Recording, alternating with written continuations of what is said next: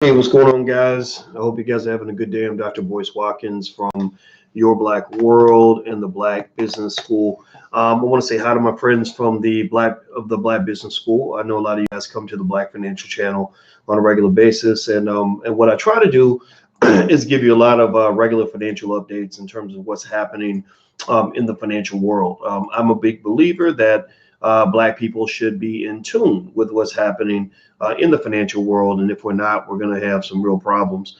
Now, today, in terms of financial updates and things that are happening in the financial markets that I think you should know about, one big sort of update, sorry, has to do with Facebook. Facebook is entering into the crypto market, which has raised a lot of eyebrows, a lot of speculation, made a lot of people very, very nervous. There are bankers around the world that are scared to death of what's going to happen when Facebook jumps into crypto. And I can give you a few insights into why I think they're afraid. And and I think that there's reason for all of us to be afraid. I think that when you talk about what Facebook has been doing from a technology standpoint, it's been both extraordinary and mortifying. And I see somebody said they were, who was it? Casey said you were tweeting about this. Yeah, man. I mean, I think that there's a lot to talk about here. There's a lot to unpack, and I'm not going to be able to unpack every piece of it because I'm still trying to understand it exactly in terms of gaining, my final opinion on this. But I will say that it is something to pay attention to, and it's a game changer. I mean, the idea of a behemoth like Facebook, I don't think we're used to having companies that powerful moving that quickly.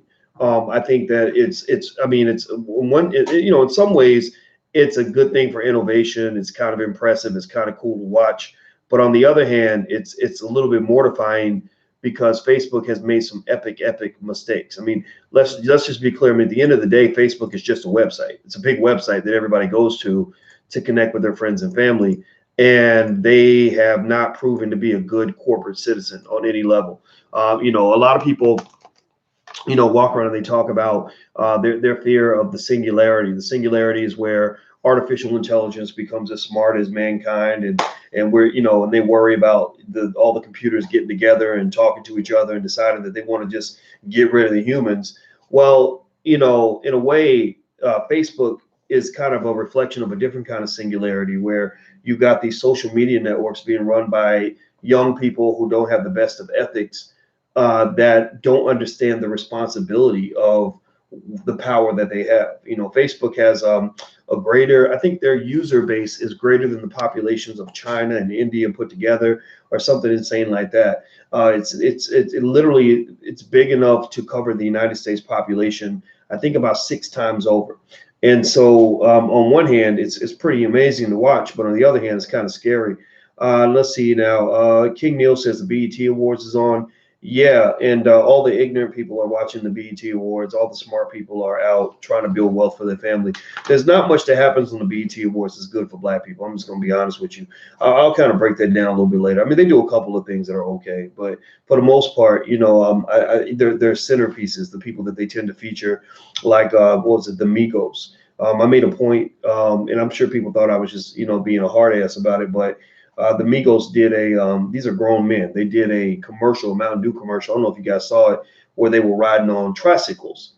And people don't understand what that imagery is saying. The imagery is saying that the Black man is not a man, he's a child, and that's not coincidental. That's been part of the plan since day zero, to keep you as a child.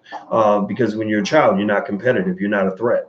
So they like when Black men wear wigs and dresses or do childish things, like, right, you're riding a tricycle, and the Migos, they speak gibberish. They sound like kindergartners. Like if you listen to the music, they just make random noises, and they're almost like Muppets. Like, you remember Muppets, like the Muppet Show? Like they're really not seen as human beings, and I don't think they understand that, because they think that it's they think that that's cool because they're getting paid. They think it's good because they're making money, and they don't understand that they're not laughing with you; they're laughing at you. They're not seeing you as a legitimate peer. So anyway, let me get back at it. Let me get out of there. Y'all got me distracted talking about the BET Awards. Hit the thumbs up button if you could. Please hit that thumbs up button, everybody. Make sure you do that so that so that we can get more people into the conversation. We're on a crusade. There ain't that many of Black people out here interested in intelligence and actually building wealth, but the ones that are out here, I want to be there for you guys, because I know that you guys are the ones that are going to control the future. Everybody else will just be begging white people to take care of them. All right, so let me hop in here and talk about this thing with Facebook's intro to cryptocurrency. Crypto, I have been a big investor in crypto for about 2 years now. I made a lot of money in my investments, lost some money, but made more than I lost. I held on to my crypto after the crash. I still hold a lot of crypto. In case you guys haven't noticed, Bitcoin has been on a rise again. I think it hit 11,000 today for a very short period of time. There are people that are speculating that Bitcoin could go as high as 30,000, even 100,000. Do I think that's out of the question? No, I don't.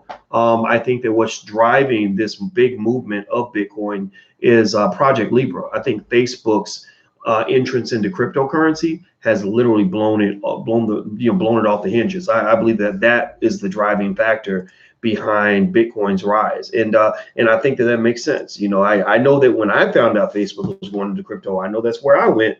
I said, okay, let me go ahead and get some more coins and shove them over here and buy some more crypto. And I bought a lot of different cryptos, not just Bitcoin. I bought Ripple and Ethereum and Litecoin, and I forgot a few others. I can't remember all of them. I own about 40 different cryptos. So anyway, I believe in the future of crypto. Investing is a marathon, it's not a sprint. And so if you're invested in crypto, don't think of it as something where you're going to make money in 2 weeks. You want to think about it as something where you'll make money in 10 years, like, where you're a foundational investor in something that eventually grows. So here I'm reading this article in The Guardian. It says Facebook's plan to operate its own digital currency poses risks to the international banking system that should trigger a speedy response from global policymakers, according to the organization that represents the world's central banks. Although the move of big tech firms such as Facebook, Amazon, and Alibaba into financial services could speed up transactions and cut costs, which is true, especially in developing world countries, it can also undermine the stability of a banking system that has only just recovered from the crash of 2008. Echoing warnings from many tech experts, the Bank for International Settlements said that while there were potential benefits to be made, the adoption of digital currencies outside the current financial system could reduce competition and create data privacy issues. The data privacy issues are legit when you talk about Facebook, right? Facebook has proven to be a very bad steward of the people's private information. They've just shown that they're not good at it. They've shown that they're not responsible with it. And if you look deeply at Facebook and the history of Facebook, and I've studied Facebook pretty extensively, Mark Zuckerberg is, he's the driving force behind a lot of it, and he's just not inherently an ethical guy. He remember that I say go back to that old text where he was making fun of people that give him their private information, and he called them dumb fucks or something like that, right? And you go back and look that up. That was in a text message that was actually revealed. So the idea that, the question you want to ask yourself is, do you want Mark Zuckerberg to be, in control of the world's currency, or one of the greatest currencies in the world? Do you want him to be a central banker? Do you want him to be the president of a country, of a nation that you live in? Because this is a big digital nation, 2.5 or 2.1 billion people, however many people on Facebook. That's bigger than most countries. So ultimately, when you give Zuckerberg not just the power of controlling social currency, he will then actually have the ability to manipulate actual currency. That's a scary thing. That's something, that bothers me. I don't think it's good for the world. If he were more ethical, I would think could be good for the world. But you're kind of trading one bad system for a really chaotic, scary system, and I don't think they're going to let them do it. I think that they're claiming that they don't want this to happen because they are, concerned about public safety. I don't think that's quite it. I'm going to really think on this a little bit, but I'm really guessing that, this idea that Facebook would create its own economy and have its own currency moving between, between users, who are no longer using dollars and yen and everything else. That right there, what that does is that reduces the demand for these other currencies, which reduces the value inherently, right? Because you're supplying these dollars in order to buy more of these cryptocurrencies. And ultimately, it does affect the value of the currency that you're trading in. When something's being sold and given away in exchange for something else, then the value of the thing you're selling goes down. The value of the thing that you're buying goes up, right? So, given that Facebook is a company that I would describe as being technically competent, but very sloppy in the areas that don't make them money. They're very sloppy when it comes to protection of people's privacy. They're very sloppy when it comes to respecting their customers, whether it's the users or the businesses that build their companies up on Facebook. I've seen entire companies with a staff of 100 people go bankrupt because Facebook changed the algorithm and didn't care. Or I've seen people, making $250,000 a year off a Facebook page, and Facebook just shuts down their page and doesn't even respond to them when they say, well, what happened? Why did you shut down my page? So what you're kind of creating is this sort of world with an amazing amount of digital tyranny. And so if you ask my opinion on this, I feel like Facebook is still, given that they are this determined to move forward with Project Libra, I believe that they are going to move into the crypto space. I believe that this creates additional value in the crypto space. This adds legitimacy. It's no different from a government saying, okay, we're going to adopt Bitcoin or whatever, right? Or we're going to use Bitcoin a little bit more for transactions, so people start demanding Bitcoin, which pushes the price up. So I think, to me, that leads to crypto being a stronger play as far as investing. But at the same time, I was under the assumption that they'd already worked out certain things in terms of how the central bankers are going to react. It sounds like that has not been worked out. So if you see a unified response from central bankers saying, we're not for this, we're not going to support this, then it kind of becomes interesting. It becomes a big, gigantic, fat economic world war in a way, because you've got this, this powerhouse called Facebook going up against all these central bankers. I don't know if Facebook can fight on all those fronts. I mean, there's a possibility that Project Libra could just not succeed because they may decide, look, we're going to just make it illegal for anybody to use Facebook currency in our country. I mean, China actually banned Facebook. China does not let you use Facebook at all in their country. So Facebook makes no money or very little money in China. If you go to China and you try to look up Facebook, you'll get an empty web page. So anyway, do me a favor, please hit the thumbs up button if you haven't done that. Also, I want to remind everybody, I'll be in New Orleans this upcoming weekend. You can learn more at drboyceneworleans.com. We're doing a 48-hour business school, so it's 2 straight days, small group setting. We have 5 professors that'll be there, so it has a higher price point than most of our programs in the Black Business School, but it's very, very good. The reviews are exceptionally high, exceptionally good. Also, if you want to come to one of my investment seminars, I'll be doing one in Chicago on July 28th. So you can go to drboycechicago.com if you're interested. That's drboycechicago.com. And of course, Tuesday nights at 8, we have our masterclass, and you can sign up for that at drboycemasterclass.com. It's all about investing, all that good stuff. So feel free to go take a look at any of those, drboycemasterclass.com. All right, so let me read a little bit more of this article. The aim, quote, the aim should be to respond to big tech's entry into financial services so as to benefit from the gains while limiting the risks, says Hyun Song Shin, economic advisor and head of research at BIS. I guess BIS is the Bank for International Settlements. Public policy needs to build on a more comprehensive approach that draws on financial regulation, competition policy, and data privacy regulation. So financial regulation, competition policy, and data privacy regulation. It is kind of fascinating, right? Because you had, the Dodd-Frank bill and all that crazy legislation that passed after the crash in 2008, which I actually thought was overkill. I know that everybody wants to regulate the hell out of the bankers, and they should. Some of the bankers should have went to jail after the 2007, 2008 crash because they were literally doing things that were just blatantly immoral and illegal. There's no question about that. But, when we think that you should just regulate the hell out of the industry and let the government kind of run everything, there's a lot of evidence to say that that's not the most efficient way to get things done. You stifle innovation, you stifle growth. China used to do that. China used to let the government just sort of micromanage everything. Venezuela did that, right? And these were economies that weren't doing very well. So what China went to was one where the government still has a strong hand in how their economy runs, but they allowed a little more innovation. They allowed people to kind of open the game up. And that's when China's economy kind of took off. So I kind of wonder how Project Libra will operate in the crypto space, where regulation is minimal. There's a lot of what we call in finance, we call this information asymmetry, where certain players in the game have a lot of information other players don't have. You see amazing, unbelievable spikes and movements in the price of crypto on a daily basis that you don't see with stocks. Like, you don't really see stocks go, from 10,200 to 11,200 and then back down to 9,500 in a day. That doesn't really happen. But with crypto, you see this all the time. So on one hand, it provides additional opportunity for making money, but it also provides a tremendous opportunity to lose money. So anyway, let me keep going. Libra is not a crypto, Dr. Watkins. I know Libra is not a crypto, but I know Libra is the project that's going to lead to Facebook's crypto. So let me see here.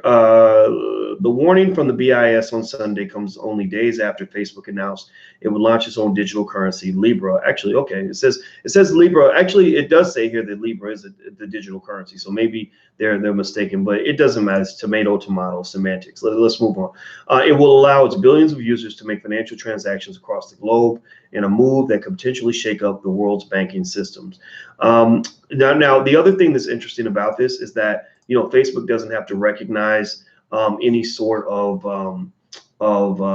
shall we say, international boundaries, right? You don't have to worry about sending money from the U.S. to Guatemala or Guatemala to Russia, right? It's like you're sending it to your Facebook friends, and they're all in the same network. They're all part of the same country. So anyway, those are interesting points you make. Fooled with money. I do see what you're saying. You're saying Libra is not a true crypto. Let's debate that later. I'm not a crypto expert. So if anybody wants to hang out with crypto experts, feel free to click on Fooled with Money and go check out that channel, because maybe you're deeper into the crypto space. I'm an investor. I've done a lot of research on it and talked to a lot of experts, but I'm not going to pretend to be a crypto expert myself because I can't. I mean, I understand blockchain. I read a book about it, but I'm not. But reading a book about it doesn't make you an expert on it, right? So anyway, moving on. The other thing here, if you want to know 5 things about Facebook's Project Libra, here's a piece that was written on Bloomberg where they kind of break down a few things in terms of knowing what Project Libra is all about. Let me see here. Just look up Libra and Bloomberg, and you can actually find this article. It's called, what's it called? It's called 5 Things We Know, 5 Things We Don't. Okay, so they said for sure they know that Libra is touted as a cryptocurrency, so it's natural to use existing cryptocurrencies like Bitcoin and Ethereum as mental models of what it could be. But it's probably better to think instead about traditional peer-to-peer payment networks.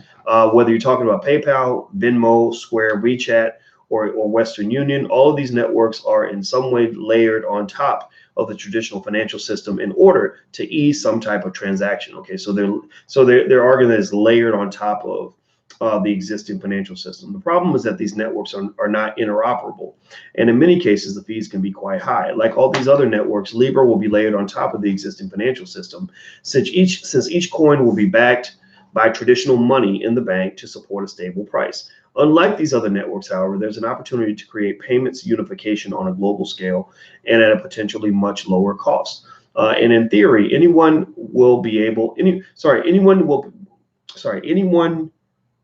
to build payment applications on top of Libra. Okay, so you can build apps on top of that. That's very interesting. Some might focus on friends splitting the cost of dinner. Others might be focused on remittance payments to developing markets. And the most extremely successful version of Libra, it's not so much a cryptocurrency, but a global operating system for moving fiat money around. What they do not know, though, is they said there are basically two ways to hold a cryptocurrency. One is you can hold your coins with a custodian or in a custodial wallet. If you buy your Bitcoin on a site like Coinbase, you can just leave it there and they'll hold it for safekeeping. The drawback is that you're trusting Coinbase, which is a regulated entity. If law enforcement comes after you and says you're engaged in some illegal activity, Coinbase can freeze you out of your account and your Bitcoin might as well be gone. The other way to hold Bitcoin is on your own, a non-custodial wallet. This entails keeping the cryptographic keys that unlock your coins in your own hands. This could be on your phone, your computer, your USB drive, or on a piece of paper that you keep in a safe deposit box. So the drawback though is that if you lose that, you're going to lose your money. One other thing they mentioned here is that Facebook is aware that people don't want to mix their financial data with other personal data, like the information they post to their Facebook profile, etc. So Facebook created a new subsidiary, Calibra, that will build and maintain the company's digital wallets and work on the Libra cryptocurrency. Facebook's blockchain boss, David Marcus, says Calibra will store this financial data on separate servers and won't share it with Facebook. Unanswered, though, is that Facebook makes almost all of its money from advertising, and it's unclear exactly how it plans to profit from Libra. Under Calibra, Facebook will build new digital wallets into its WhatsApp and Messenger services to make it easier for people to send money to contacts. That could open the door for Facebook to expand into payments and commerce. While messaging apps have been a successful portal for these kinds of activities in Asia, it has been less popular in the US, and it's unclear if people will actually trust a new cryptocurrency invented by Facebook. So there they are actually referring to it again as a cryptocurrency. But to your point, you're right. I think someone mentioned that that's not a true cryptocurrency, so it doesn't sound like it's a true cryptocurrency. So it'll be interesting to see how it plays out.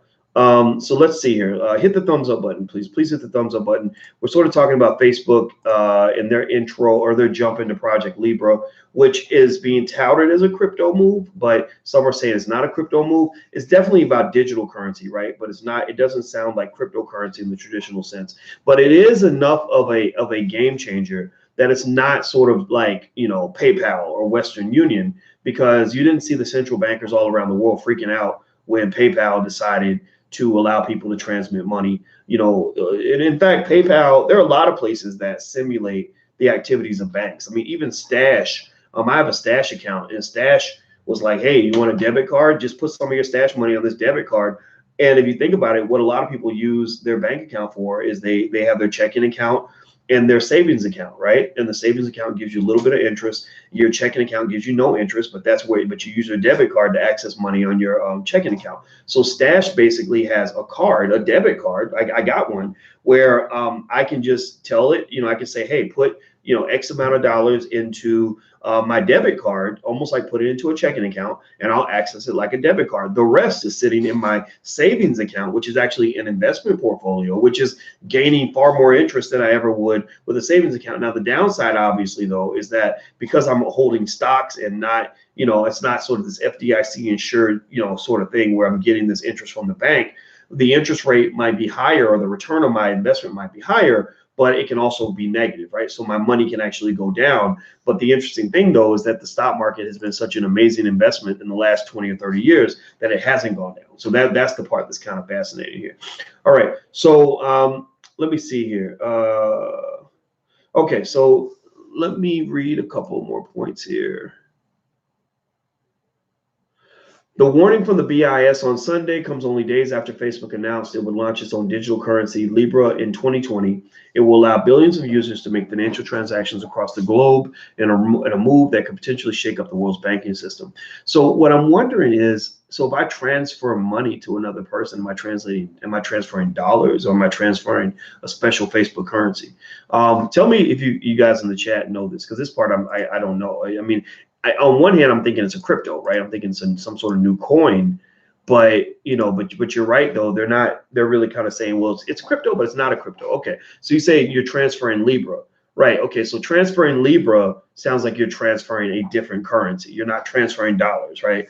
So, that to me, that sounds a lot like cryptocurrency, but I guess different from cryptocurrency, it's not like they can behave as a central bank, right?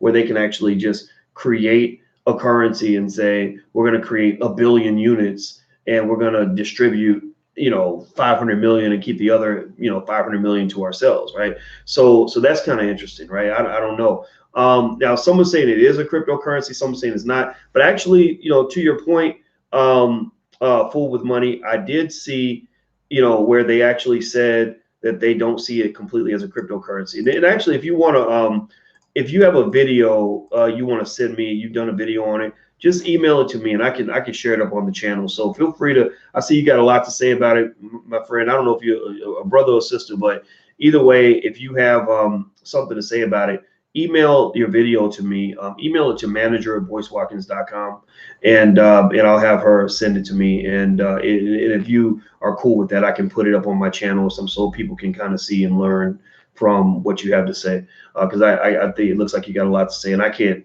bring people in on this. I'm gonna try to have call-ins and stuff, but I can't do that just yet.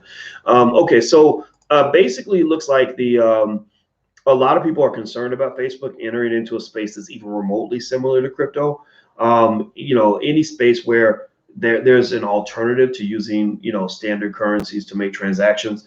I would be concerned about that too, because you're giving Facebook a lot of power. And that, I mean, it's a basic, in finance, we call this a moral hazard problem. A moral hazard problem is one that I can say I've had this problem before, where you have to be thoughtful about who you give power to, because you don't know what they're going to do with that power.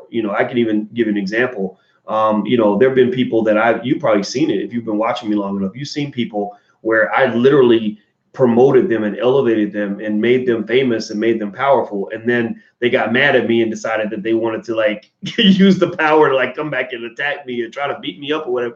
Like if you're watching Your Black World, like there were people that literally were on my channel and I was like, hey, watch this person, they got some interesting things to say. But then later on, when the person gets mad, it's like they come back and they use that power and throw it right back at you. So I think with Facebook, because they're kind of showing themselves to be unethical players, in the technology game, I would not want them to have that much power. They already have too much power.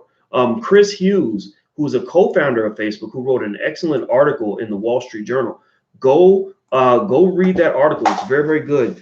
He wrote an article called Why We Need to Break Up Facebook. And he's the co-founder of Facebook. Like he literally, there's old pictures of him sitting there with Mark Zuckerberg, and they're both looking like they're 22 years old, and Chris was like, no, this is too much power. Mark is not a guy that should have, this level of authority over our society. And I agree. So I'm actually thinking that maybe this isn't such a good idea. Like, I kind of feel like, I think Facebook, James, I believe they're already connected to the feds. I believe they're already you can't live in America and have that ability to spy on American people and not have the FBI, the CIA, or the military industrial complex not feel they could come in and just jump into your shit. Just jump in and say, you need to share this with us because we have all the guns. Like, just never forget that. Like, there's a reason why Facebook is allowed to kind of operate the way they do. I believe they're making these deals. I believe that they're working with the authorities. And the reason it's okay, it seems okay at the time. It's not okay, but I mean, the reason it seems okay is because they're probably convinced that they're using this to stop bad actors, to stop terrorists and bad people. But that's the problem, right? When you get to violating people's civil liberties, you start hurting people that don't, that are not bad people, right? So I think it'll be interesting to see how this plays out. What's that email address again? It's manager@boycewatkins.com. That's manager@boycewatkins.com. All right. So also, by the way, I'll be doing the investment seminar in Chicago. If you guys want to come out, it's drboycechicago.com. That's drboycechicago.com. And if you want to join our masterclass on Tuesday nights at 8 o'clock, you can go to drboycemasterclass.com. It's drboycemasterclass.com. What do you think about Andrew Yang? I don't know much about Andrew Yang, so I'd have to look it up. Would you recommend the cryptocurrency to anyone? Is Terrell oh, you're asking Terrell. Okay. Yeah, oh, Andrew Yang. Yeah, he's running for president. Yeah, I don't want to get into the politics. I don't care.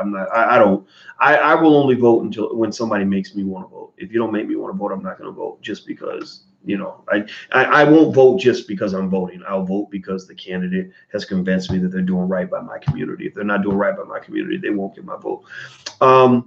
Let's see here. So, so Chris Hughes and a lot of central bankers are saying that this is not a good idea. They're saying here that according to Shin is the guy with the Bank for International Settlements. Shin said policymakers needed to consider whether the current system, which allows banks to charge more and build up reserves to protect themselves in times of crisis, was preferable to a more competitive system where transactions costs were lower, but the resilience of the financial system was less well known. The lure of greater competition between rival digital currencies could prove illusory if a project like Facebook's Libra became dominant across the world. That's true. He said policy because Facebook is also known for being very anti-competitive. They gobble up and destroy their competitors, and they're very good at that. And I think that could cause an issue in the digital currency space if they did actually even sit in that space. Like it could become very messy that way as well. He said policymakers also need to coordinate their efforts to make sure the new systems were regulated to protect customers and prevent them from facilitating money laundering. Yeah, I kind of think that they're thinking more about self-interest than they are about the consumer. That's just what I believe. I don't think they're doing all this because they're trying to protect people. I think they're trying to protect themselves. So you do what's best for you. You do what's best for your family. Make sure you invest. I think it's very important. Dr. Boyce, can we as Black folks start mining Bitcoin? I don't know if that's a good industry to go into. From what I've been reading, the money being made off mining Bitcoin is actually starting to drop. The block rewards are reducing, and that is going to make the price skyrocket. Yeah, but I'm not going to do it. I'm not even going to invest in mining Bitcoin. Like even if somebody said, I'll do all the mining, you just give me the money to do it, I wouldn't invest in that. I would invest in crypto, but I wouldn't invest in that. Let me see here. Be a good man and give MichiX her domain name. I'm not talking about MichiX. I told you I'm not. I worked with her. I helped her a lot. I donated thousands of dollars to her cause, and now we're not speaking about that anymore. Truth Seeker, Bitcoin will be king. I think it will be, but I think there are other currencies that are out there that matter. So I'm not a big fan on betting on one particular crypto. I invest in them all. Banks aren't giving up their control. I agree. That's the part that I'm concerned. That's what makes me worry. If crypto were allowed to grow unregulated, I would be completely convinced that it's the wave of the future. That it's the thing to do. It's the place to put your money. It's going to be great. But I'm just wondering how these central bankers are going to coexist with crypto. And I like XRP, Ripple. I like Ripple a lot because it seems like Ripple worked really, really hard to coordinate with the existing financial system as opposed to being a direct competitor. And so that's the thing that I'm interested in. That's the part I'm curious to see, how that all plays out. So if you want to know what I'm doing in terms of crypto, I'll share that with you guys. I diversify. That's the number one rule of investing. Spread your money out so that no matter what happens, you can get a piece of the action. Don't get into trying to bet on the right thing at the right time. It just doesn't work that well all the time. Should I do Acorns and Stash? Yes, I like Acorns and Stash.